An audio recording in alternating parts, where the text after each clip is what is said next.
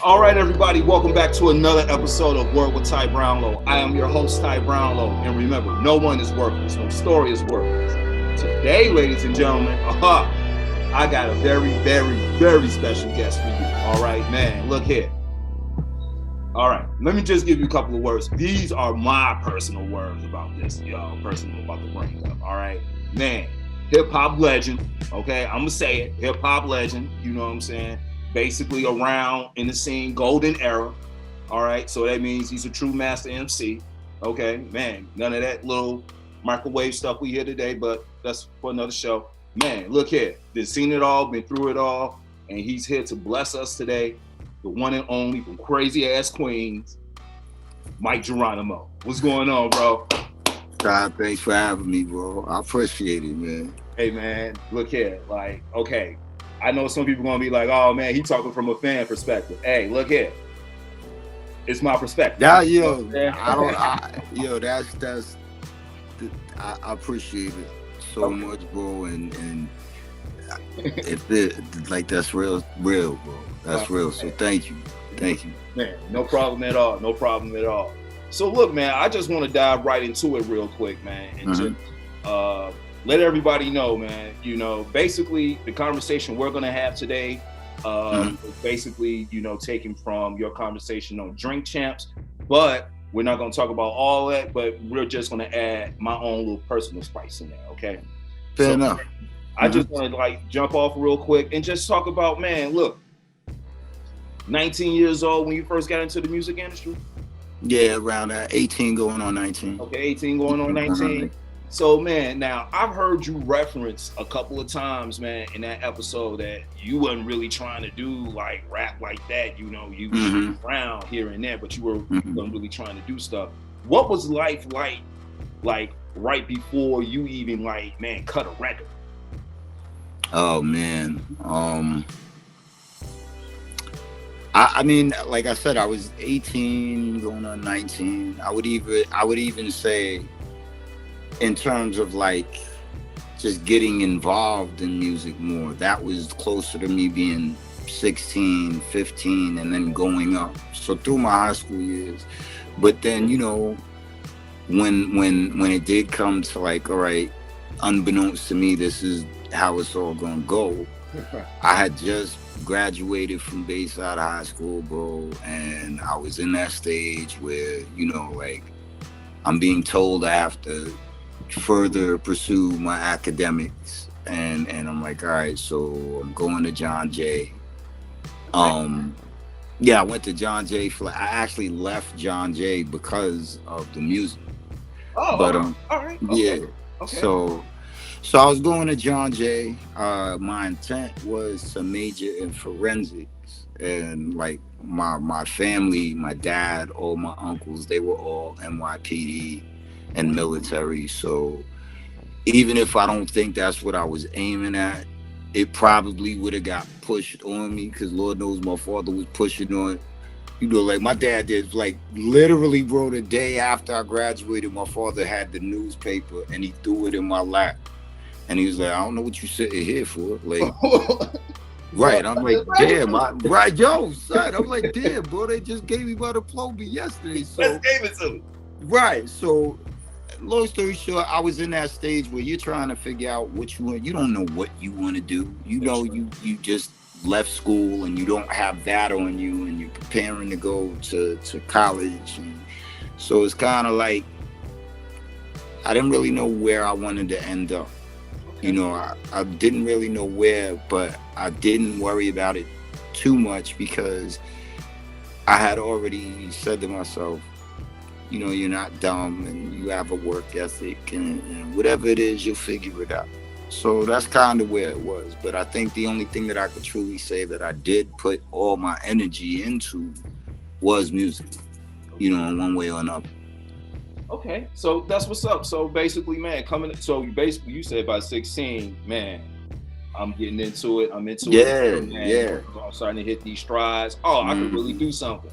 Day after graduation, pops is like, yeah, so you let me know when you're going to get that job. Man, Pops. Right, all that music shit is cool, but right. Right, here's the one ad.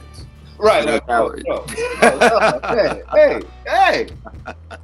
No, hey, man, look. Nah, but he was coming from the right place. You Oh, yeah. understand what I'm saying? So I get it now.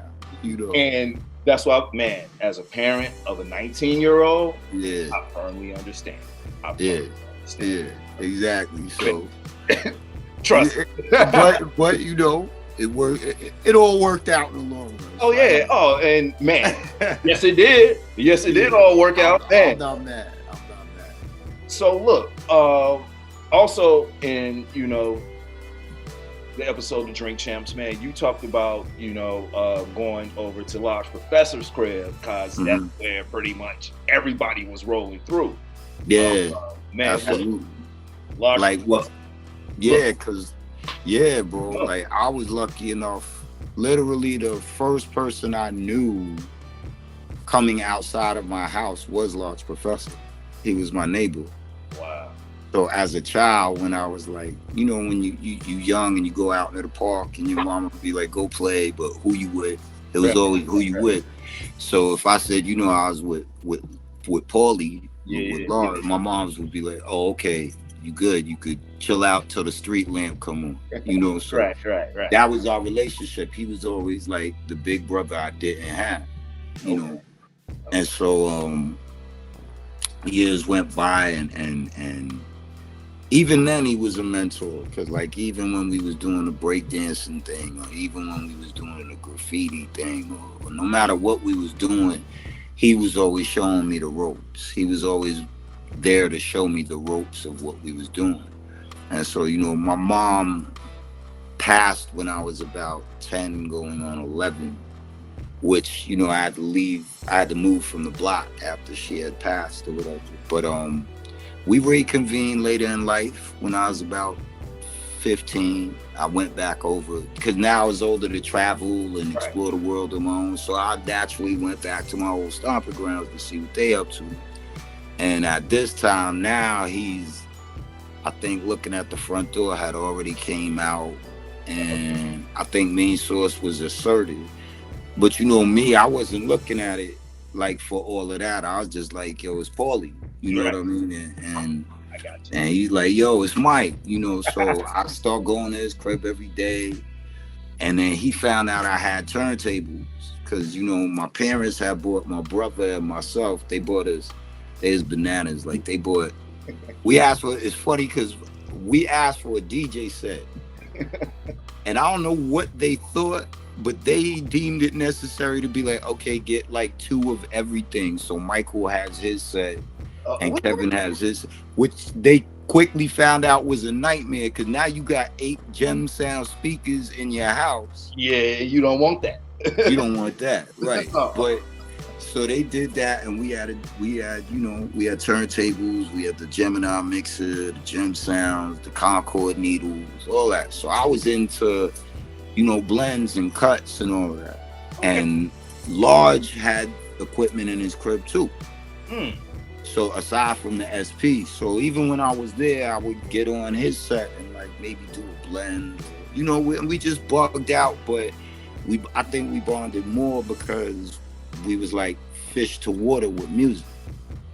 And, yeah. Hey man, he's a technician, man, and I don't think it's enough credit. No, he's truly, and I don't say it from a biased standpoint, but I can honestly say that to this day, I've never seen a producer who can more just at will. Like some of the most volcanic Large Professor beats the world never got to hit. Like he would just make beats in front of us, and he would do it so quick on the SP. Like he could be talking to you about something regular, like the weed we just smoked, or something that happened the other day, and he'll be talking to you but hitting the buttons on the SP, and it all sounds like nothing. But then when he hits start, when he hits the play, like yo, whoa, So we was fortunate enough to see that. And then that's what led to the rhyming, because he always rhymed, and I would just start rhyming because that's what everybody else in the crib that would come through did. And I wasn't serious about it at first, but the more I did it, the more people like him, my brother, my cousin, my man Van, shout out to Van, my man CeeLo, Len Times 10, all of them, they would all be like, yo, you should really like do it like you mean Yeah, yeah. it. And I just started doing that, and that was it. Okay. That was it. Okay. So, man, that leads me into this next question then, man, because you know, man, I've never cut a record, never been on a hip hop track, never did this and the other. And with Bad Crews, you know, I know how to, you know, music process is done. I know how to, man, I know how all that goes. So this next question I'm gonna ask, man. So I'm just glad you said all that, you know, because that's just how you got in. Now, doing that first album, you know, every time you think about your first, man, there's always little things that you always remember in the, you know, like, you know what, I remember that happened. You know what, I remember that happened, da da da da da. So going through the process of making your first album, like anything you can shoot off right now, what were some of your greatest moments in making that album? Oh man. If you could just shoot. You know what's funny, Ty? I think really every day of making that first album was like an amazing experience. You know what I mean? And I say that because it was such an organic album. Yes. In terms of like most of it, it wasn't like it was planned, and it wasn't like it was thought up, and it was a lot of that album happened from spontaneous thoughts or spontaneous moments. So a lot of that album happened by having the right people together at the right time. You know what I mean? Like down to the hooks that were done. In particular though, I always remember me and Flush went to North Carolina to work with Mark Sparks. This was like towards the end. You know, I knew I was wrapping the album up. Okay. And I knew at that point I was at liberty to either I could have did 2 more songs or 5 more songs, or pretty much the catalog of what was wanted was fulfilled. So we went to see Mark, and it was cool. We all just hit it off, and his studio was amazing to me. It was like even the lighting, it was like a bluish kind of light inside, and it just felt cool. And there was a piano and a keyboard, and we first started doing I can't remember which song we intended to do, but we did a song we intended to do. I don't remember if it was Things Change or if it was something else that's on the LP. But we did the first song, and it was like the first time that I was like, wow, like music is like making magic. Like it just felt that way. And then I remember he just started playing the keys, and then I started playing the notes he was playing on the keyboard. And then he started flipping with the drum machine, and the next thing I know, we had another song. And we just immediately, like literally immediately went and did the next song, like without even stopping from where the last song ended. And it was crazy because we didn't know what we were gonna call it. And then we was like, it's gonna be Things Change. And then I remember we was like, okay, now what? And Flush, right at the right time, was like, yo, I got something to say to that. And it all fell in place. And then when I think about it, and I think about how it all formed, I'm like, yo, you could. It is one of those moments when you're in the studio where you don't even believe how the process took place. Like you can't explain it. And you can't explain. You just hey man, it's crazy. Exactly what you're saying, dude. Like it's just like you're just watching it. You know what I'm saying? Right, and it's you're part of it, but you're just watching it because you can't really control what's going on. Everything is just natural. And it's not even like you say to yourself to control any part of it. If anything, you just tell yourself, yo, we'll just ride. You know what I mean? Like, right, just ride with it. And I think that was like the first time I experienced, like I would say, like the spirituality you get from creating music. Even then, you understand what I'm saying? So it was lit. It was lit, and that I think changed something in me where from that point forward, I was kind of like, okay, you're lucky enough to be able to do something that everybody doesn't get to do. Okay. So when you do it, like, don't play around. Like, Don't when play. you do it, exactly. You know, so Don't fuck around with it. This is a gift. I feel it. exactly, Bro. exactly. It's so funny that you say that because I heard you refer to that even on Drink Champs, man. Like, you know, there's a certain, as I said before, man, there's a process when you're really creating music, man. And it's not a knock to what certain people are doing today or a lot of people are doing today, but I'm just saying, man, like, I'm glad I came up in the era where, man, not only did you hear it, you know what I'm saying? Because I tell people all the time, like, man, I remember a time when it wasn't cool to be hip hop. Like, I mean, when nigga rap, you know what I'm saying? Like, right. Like, no, nigga, rap. None of that. Man, nigga, I find you walking down the street with some of that shit on. I'm like, man, nigga. Yeah, right? there was that. Yeah, absolutely. I remember that time. And a lot of people don't want to really talk about that, but I remember, man. No, but I mean, like, it wasn't that time. I mean, our era was a unique era.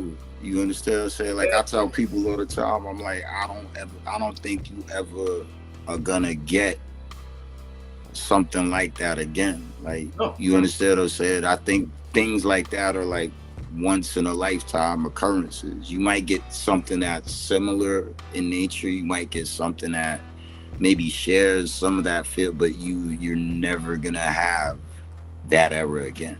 You know, so to be part of that is like, it ain't no words you could use, you know? It ain't no word.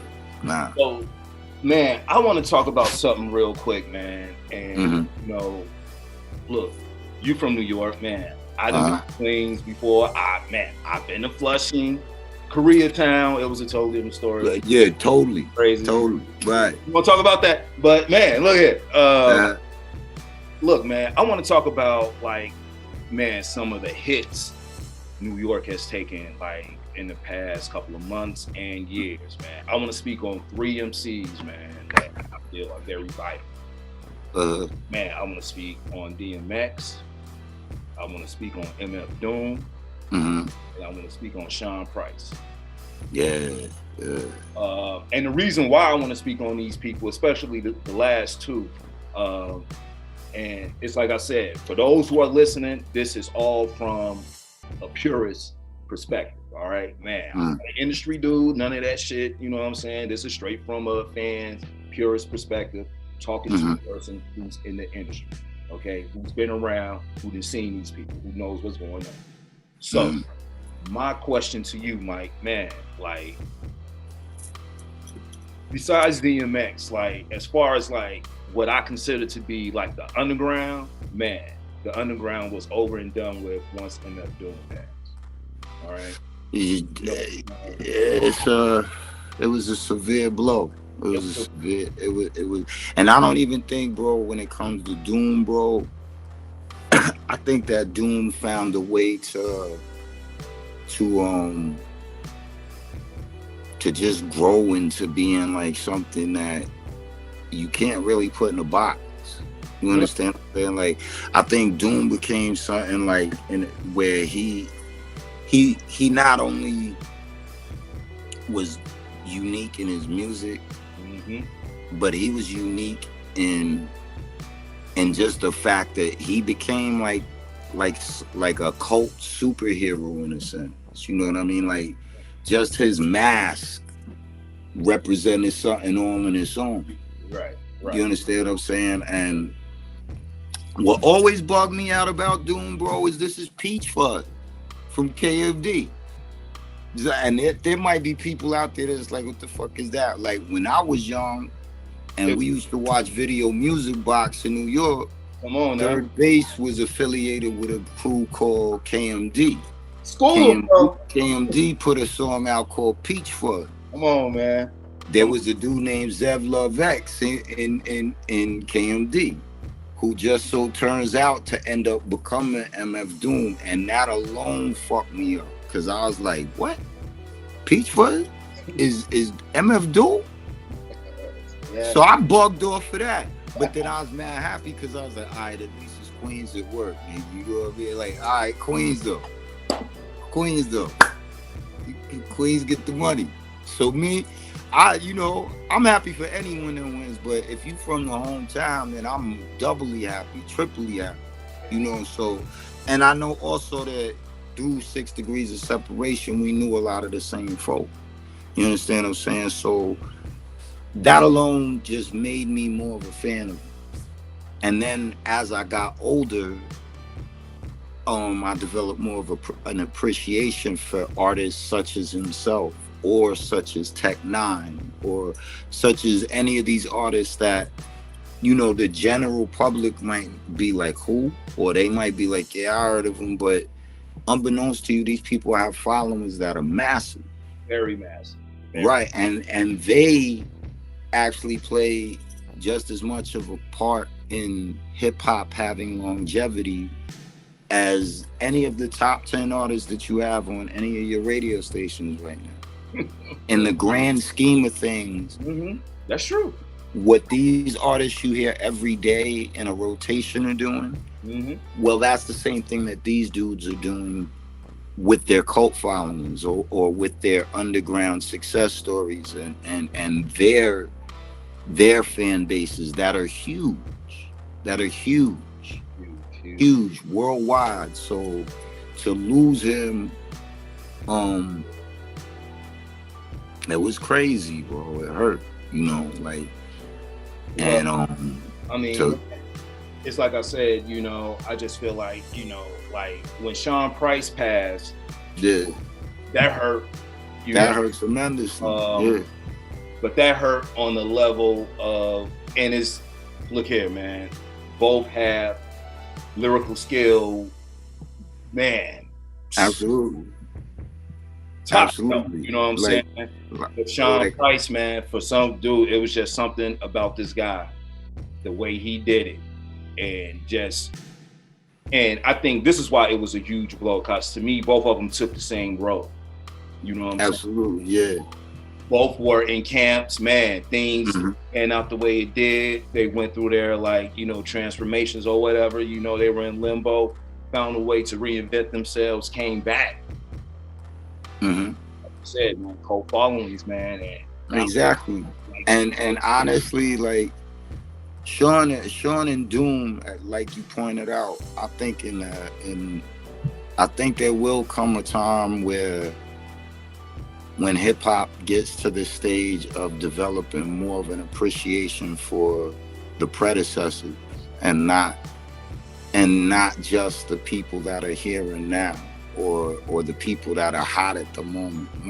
Once it's and I see it happening. It's a process, but I do see people starting to say, okay, wait a minute, like they paved the way, and because of that, I see some of that happening, and that's cool. But I do believe, like, when people look back and they see Doom's contributions, and when they look back and they see Sean Price's contributions, not just as artists, but in terms of independence and in terms of opting to take that endeavor and making it successful, those are gonna be, the people that are on the Mount Rushmore of that independent artist model. And that's cool. That's cool. And on a personal note, like for me, like with the exception of Doom, like I knew Doom, but I didn't know Doom well. Right. But Sean was a different story. Sean was like family. So me, Sean, and Flush, and Rockness, and all of them, we all been tight since going on the road from like the first Black Moon album. Walt and Evil, they worked on the Natural. So we all been okay. Yeah. So we all like we call ourselves BQE. Like we been calling ourselves that forever, Brooklyn Queens. So when he did pass, it was a big blow. And then with X, it was needless to say, like you know that's family. So that was a tremendous blow. So. And that's why I want to talk a little bit about that, because I've heard you mention, man, like back in the day, man, when y'all used to move, it was camps. You know what I'm saying? It wasn't just like your camp, and then man, y'all just be out. Nah, like if we somewhere, man, our camp, they camp, camp. It's like 4 or 5 camps linked. Man, like absolutely unit. You know what I'm saying? Yeah. And we was like, and it was an amazing experience. It was cool to know that my family at Murder Inc. wasn't just the family I have. My family is also people at Rough Riders. My family was also people at Rockefeller, and each of them knew the same with us. So it was all of us as a force of one. And just being privileged enough to work with them, and then to be able to because you meet people that you work with, and you don't automatically click with everyone that you may come across, but when you do meet people that you click with, when you come across them, it's a cool thing, man. And from day one, we was always another one that was like a big brother, so yeah. So because I know you can speak on that a little bit more because of just being around and just being like oh yeah with everything from how I delivered my bars to he he would get on me. Either he would get on me or he would make me laugh, bro. You know what I mean? Or he would just have me like this for like, oh man. Like, yeah. We're gonna get in trouble tonight, right? Right, yeah. Right. But and it's funny because now like I can sit here with you now and laugh about it, and that's what I'm grateful for. It took me a minute just personally to get to where I could think about them and I could laugh, and I could. So, but I'm getting it. Well, man, dude, I'm glad to, be the first in the process, bro, man. Yeah. Means a lot. It really, man. So look, I want to talk about something, man, I heard you speak on, man, I've heard a lot of people speak on, but I just don't really think they just really know from a fan's perspective, or they will ever know. Can you tell me what your experiences in the tunnel? You know what I'm saying? No, let's just keep it real, man. Everybody didn't heard stories about the tunnel, though. All right, everybody didn't heard a tunnel story. Yeah, the tunnel. I've never been to the tunnel. All I can say is, man, yeah, the tunnel was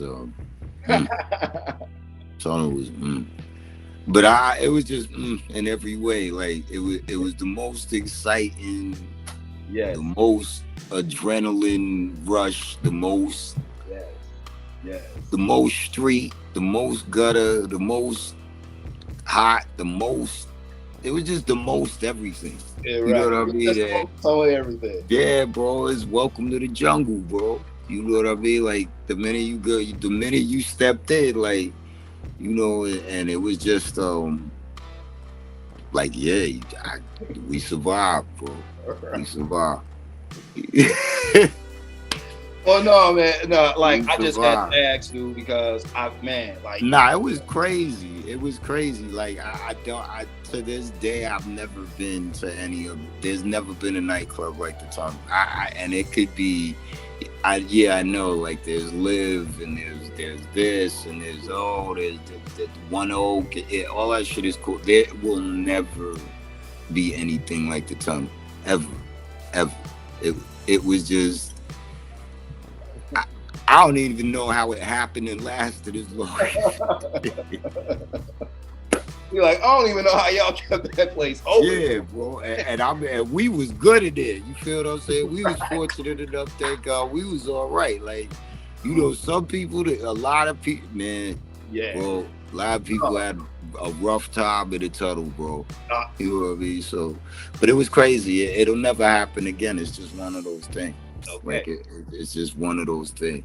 So, man, now the story you told about Pac, man, when now, okay, now you told like a couple of stories in the Drink Champs about Pac, but I know you talked about the first time you met him, you were smoking a cigarette, but Yeah, in Atlanta. yeah, in ATL, pick up, you know, which Freaknik was that, man? It's hard to remember, bro. But I know it was like one of those 94, 95. It was. I was gonna say it may have been.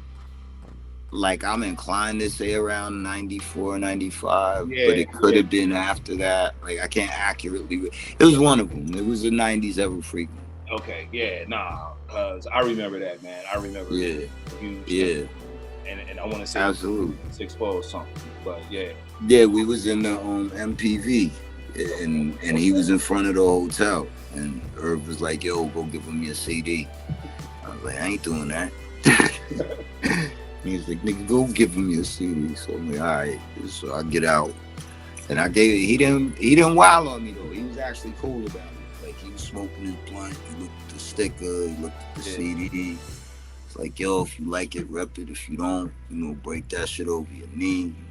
You'll never hear from me again." And he was chill about it, And I had no idea that down the road I would meet him again. Even, I had no idea. Well, man, like even in the condition, because you said, man, like when you also talked about the time. I guess you all were referencing the tunnel when y'all was in there, and man, you was like, look, next nigga that bumped this dude, man, wow, I don't want y'all. You know what I'm saying? Yeah, I mean that's the long and short of it. You understand what I'm saying? Like, I mean, me personally, at this point, like I feel like I told a story, and it wasn't even one that I even thought I would ever, tell, but I did. So I'm just like, it's not much past what I said, but that's accurate the way you said it. It just, and it, like what I will say is, it's different when you meet somebody and you get to meet them and see who they are. You understand what I'm saying? You might not be a fan of their music, or you might not be a fan of all the things that they are or are not or whatever. But when you meet people and you click with them, all that shit is out the window.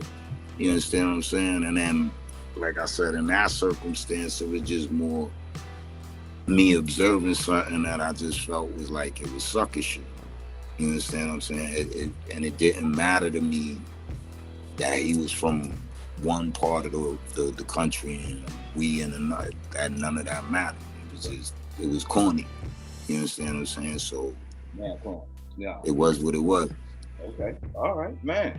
So look, man. I know you talked about your relationship with Jay-Z, and I know you talked about how man, he was there for you or what have you.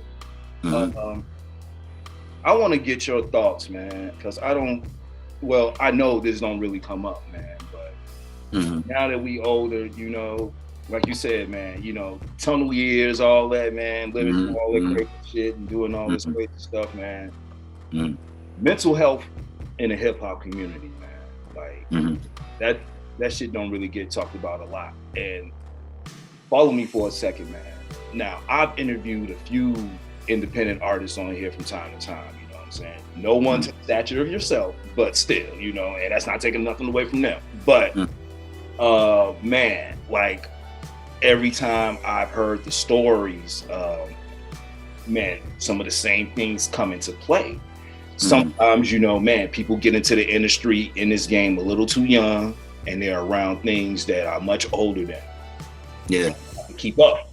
You know what I'm saying? So you got to put on this image to keep up, but you're not really knowing what you're doing, man. And the next thing you know, you're spinning out of control. Yeah.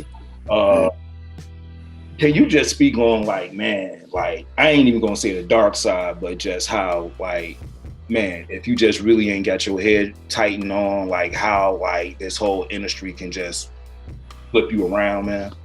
I mean, it's a lot. So,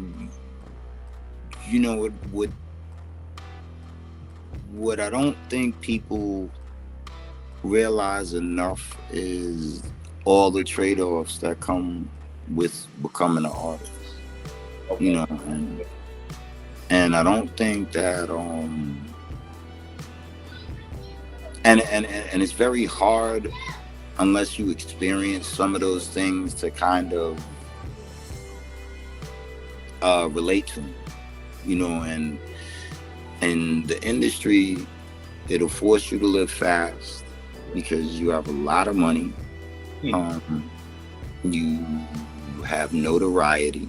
Mhm.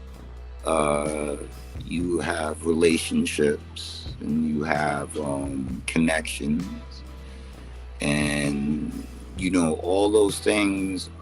They're each in their own sense. They're all like those little stones in Thanos' gauntlet, I got you. Okay. figuratively. You Yeah. understand what I'm saying? And if you're not careful, Hmm.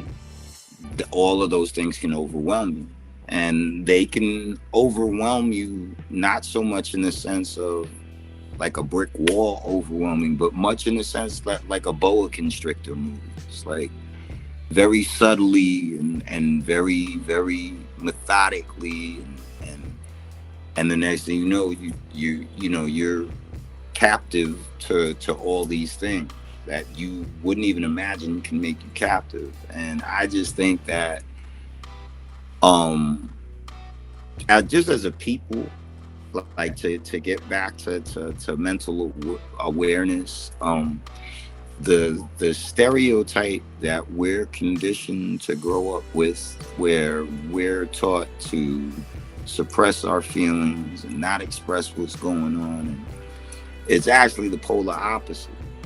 Hmm. Like there's nothing good that can come from you suppressing how you feel about situations, or even taking the initiative to communicate how you feel about those situations to someone else. What I discovered, like, I've been doing therapy for a while now. It's like one of the best decisions I ever made in my entire life. Um, but what I discovered is that I actually was doing something known as stacking, where that's kind of like things would happen, and my defense mechanism to cope would be to just push it, you know, down to the surface, just push it down, and then something else may happen. Okay, push that down, and you keep doing that, and you do that, and you do that until like the littlest thing comes along and triggers you, and then you explode like a volcano. And it's only because I went to therapy that I was able to figure out that that's something I was doing. You understand what I'm saying? So I think that you have to first eradicate that entire narrative of, to be a black man, a strong black man, you don't say anything about how you feel, and you don't talk to anyone about it. That shit is bullshit. Period. Point blank. Thank That, so that has to go. And then when it comes to, you know, if you complicate it further by taking people that pretty much suffer from PTSD, because we grow up in places where being shot is common, crime is common, domestic abuse is common, arrests are common.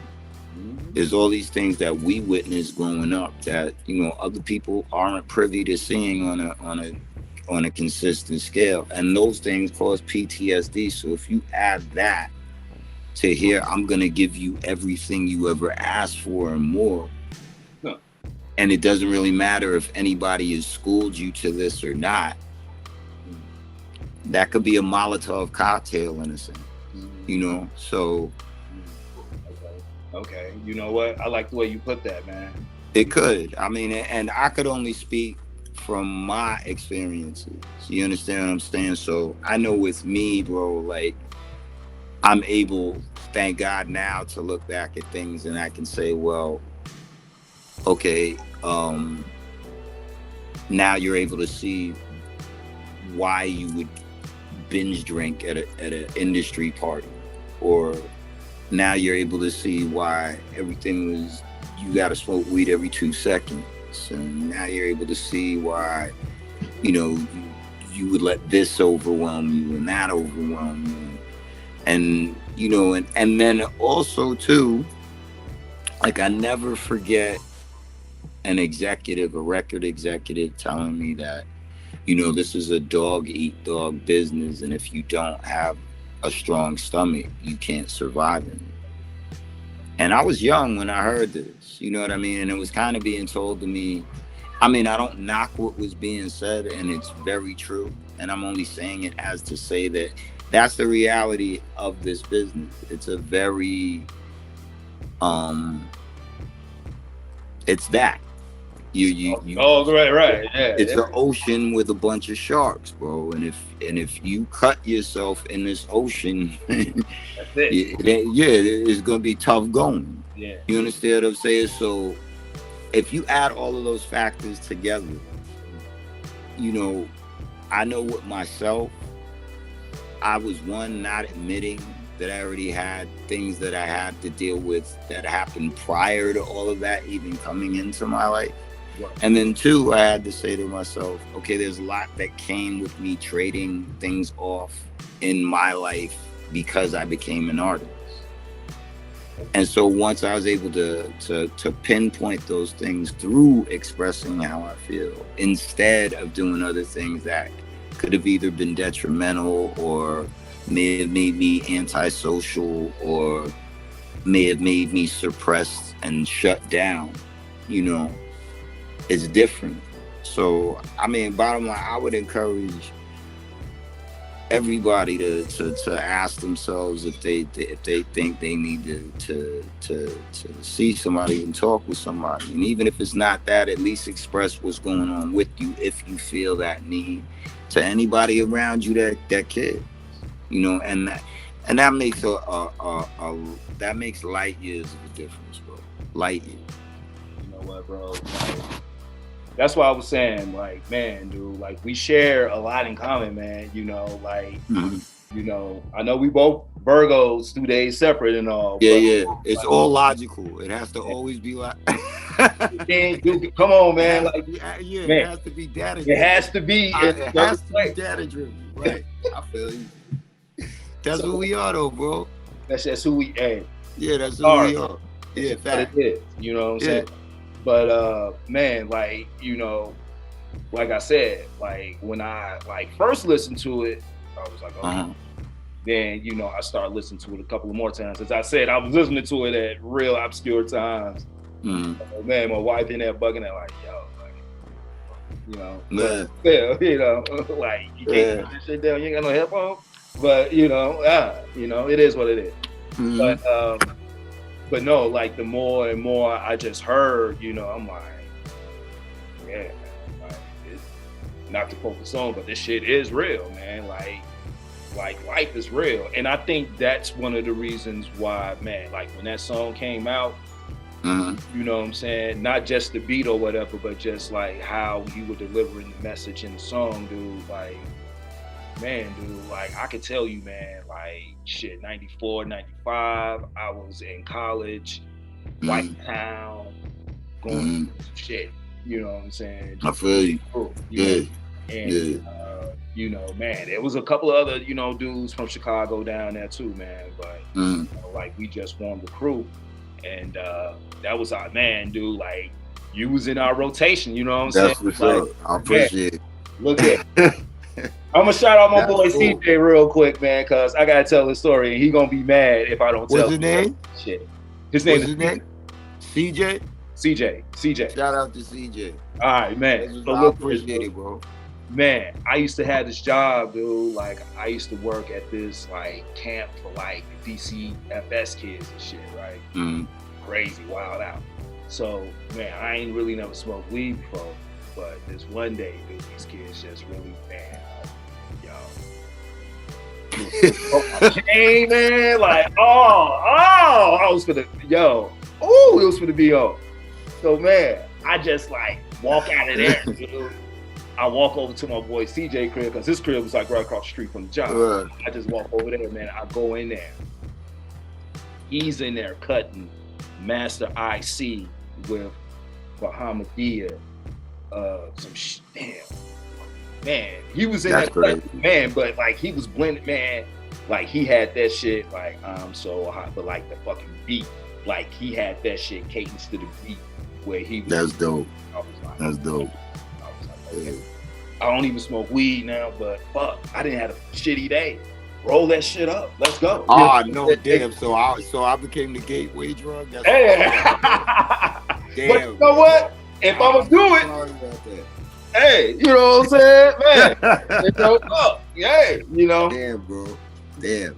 But no, like you know. So I already know he'll kill me if I don't tell that story. So yeah. So CJ, I tell the story, man. Just shout out to CJ. All right, man. Peace.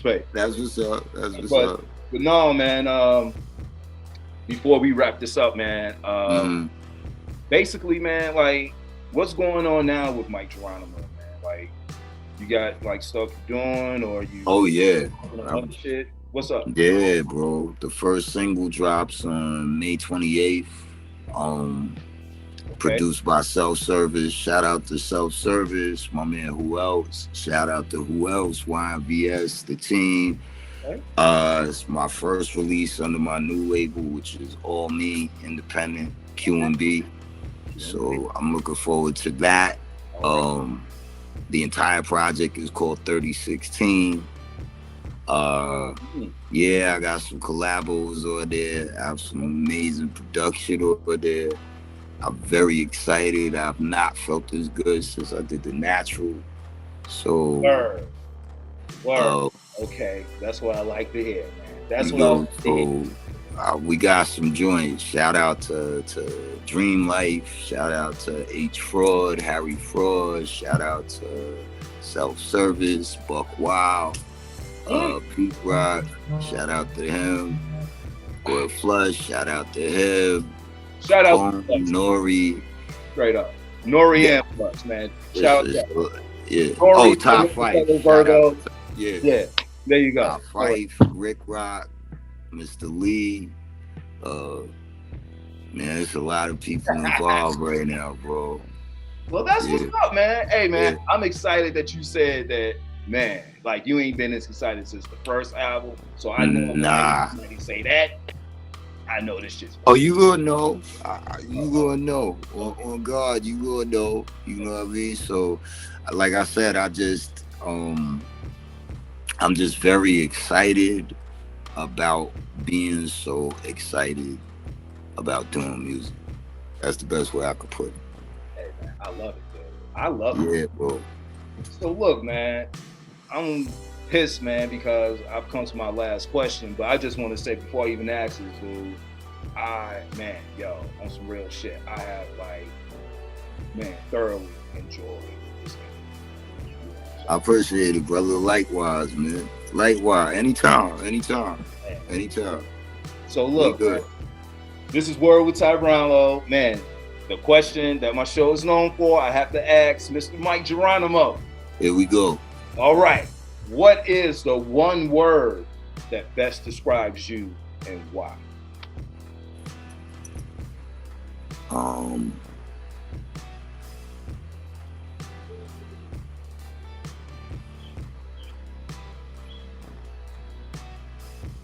Fighter, because that's all I know how to do. That's what's up. That's all I know how to do. Hey, man. You know, not so much in the not so much in the literal interpretation, but I do believe that I just had to fight a lot to get to certain junctures in life, and I think the best part about it now is I'm kind of okay with that.